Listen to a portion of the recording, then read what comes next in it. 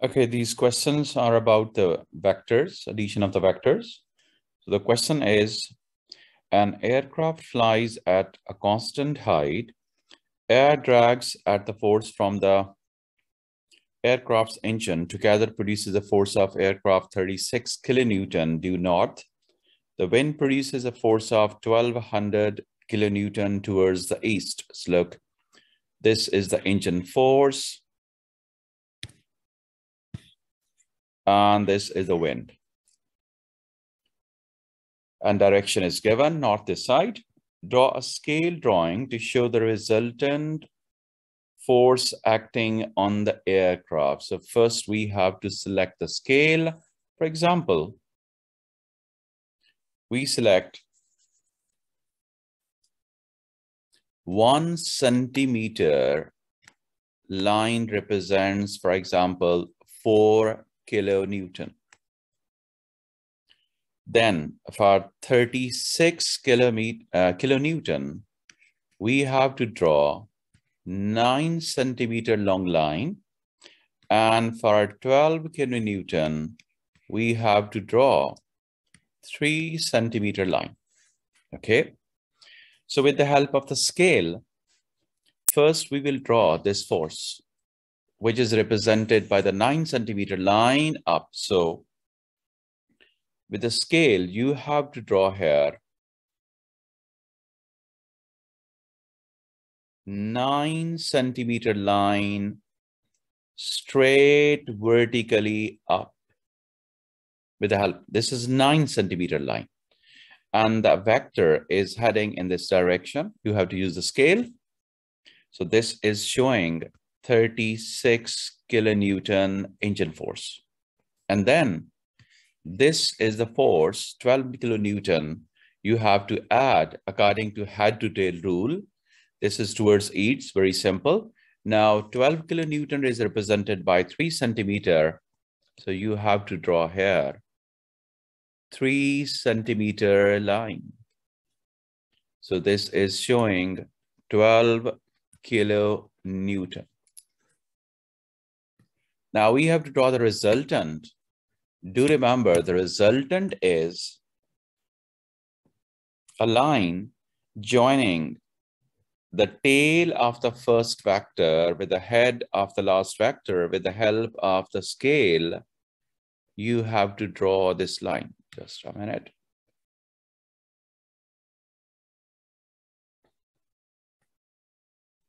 So this is a line. So you have to join the tail of the first vector with the head of the last vector, and then you have to calculate it. So after measuring it,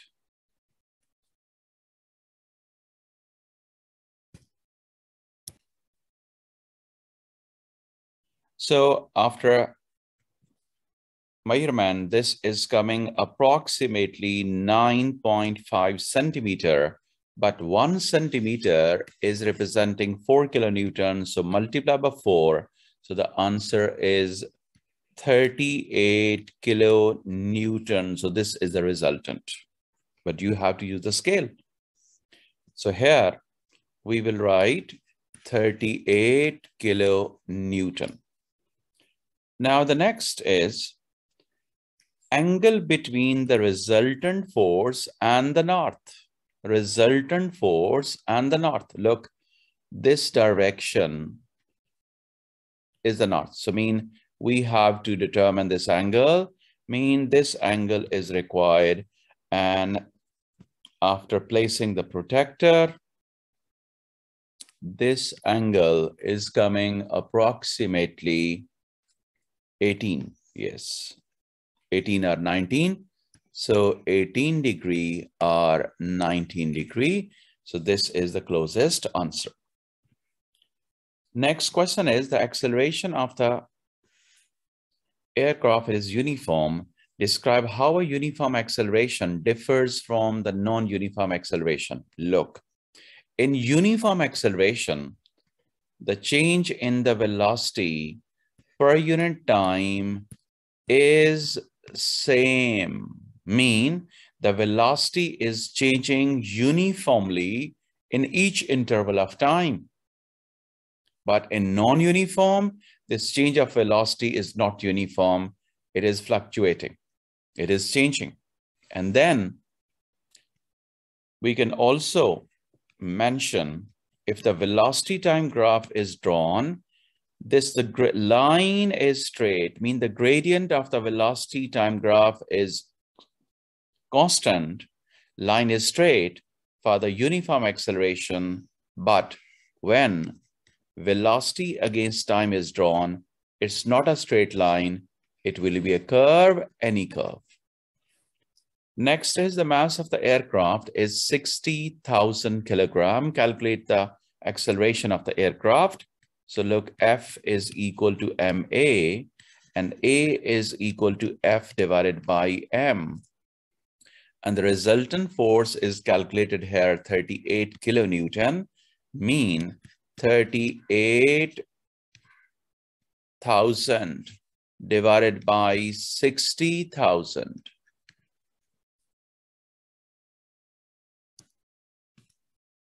So the answer is coming 0.63.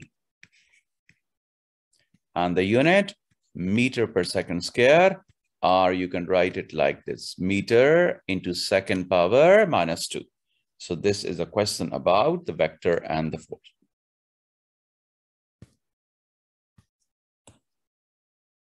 Okay, another question for the vector. Two small tugboats are pulling a large ship in a harbor. The figure represents a view from the above and shows the direction of the forces on the ship.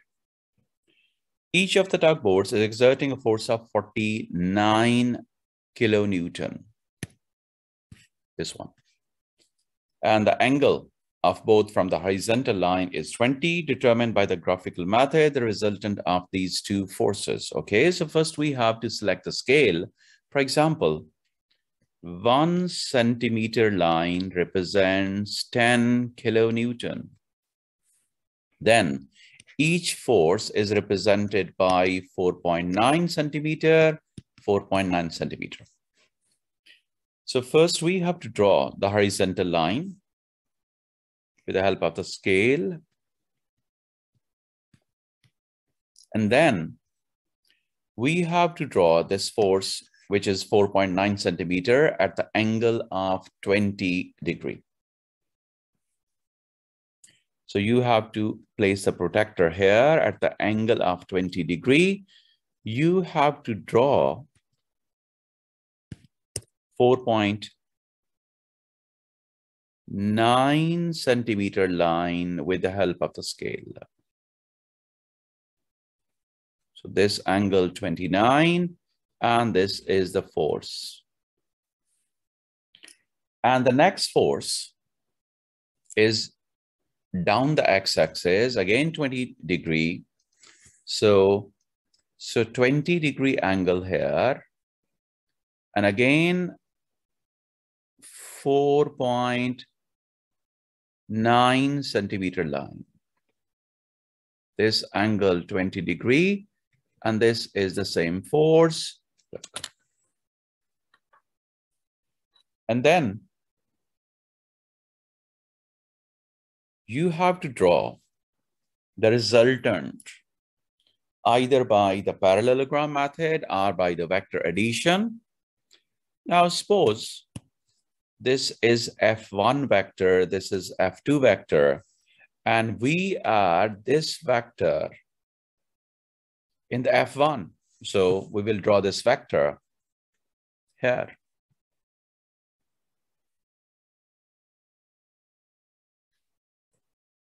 So this F2 vector is added in F1.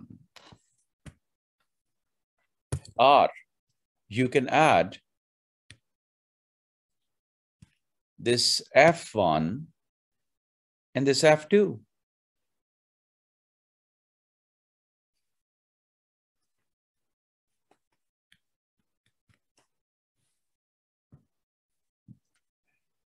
And then for the resultant, look, join the tail of the F1 with the head of this added F2. So this line is representing the resultant.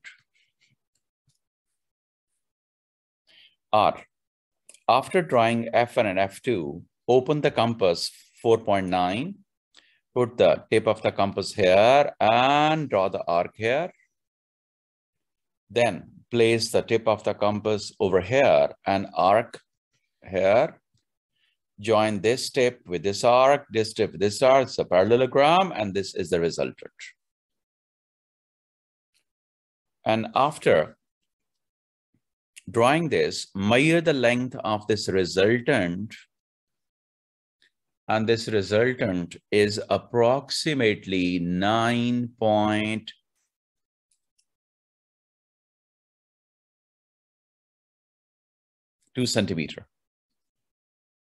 So the resultant force is equal to 9.1 times 10, because the scale is selected this 10. So the answer is coming 91 kilonewton. It can be 90, 92, but this 91 is the answer. Now move to the next B part. The engine of the ship are not operating and the water in a harbor is stationary.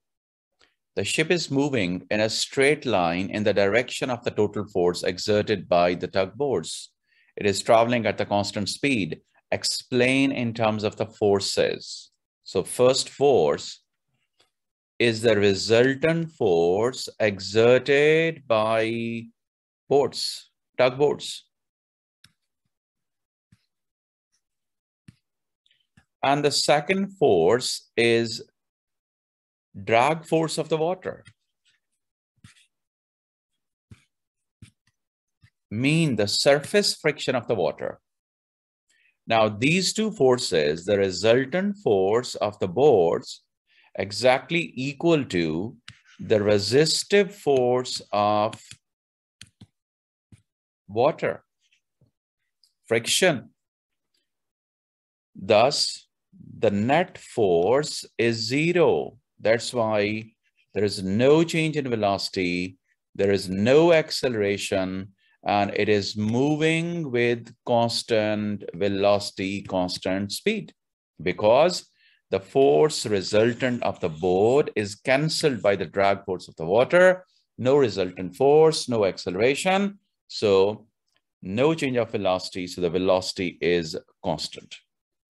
So this is another question.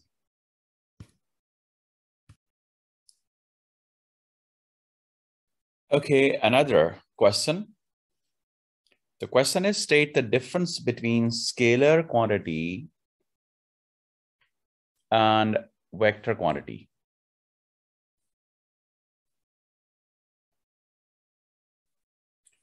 So scalar is represented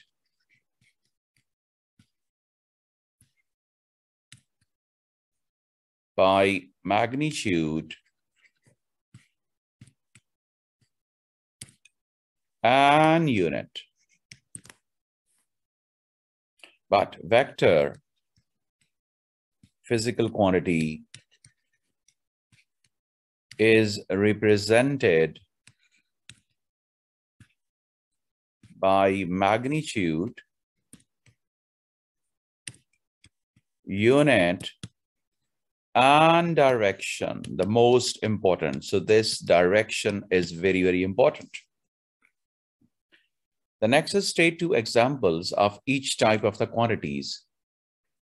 For scalar, we can write mass, we can write density. There are many.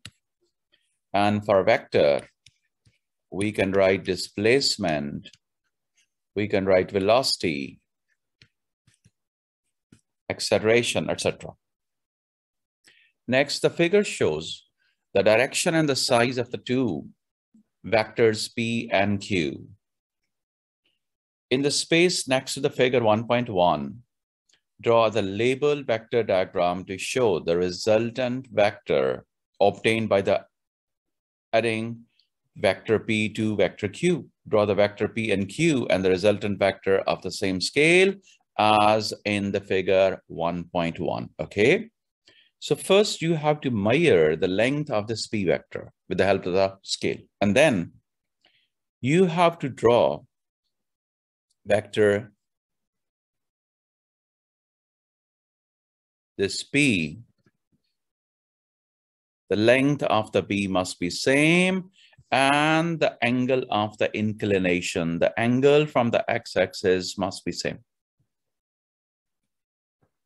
You have to keep the same angle. So this is your P vector.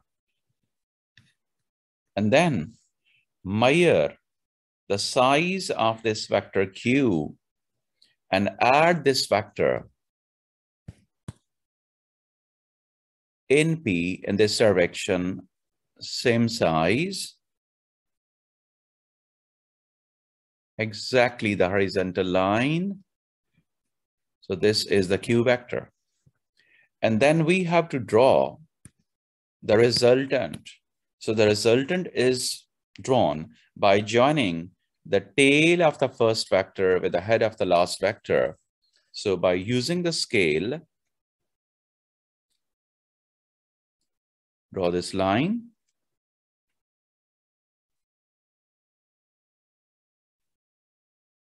So this line is the resultant of this P and Q. So the question was, draw vectors P, we have done, Q and the resultant. So this is the question.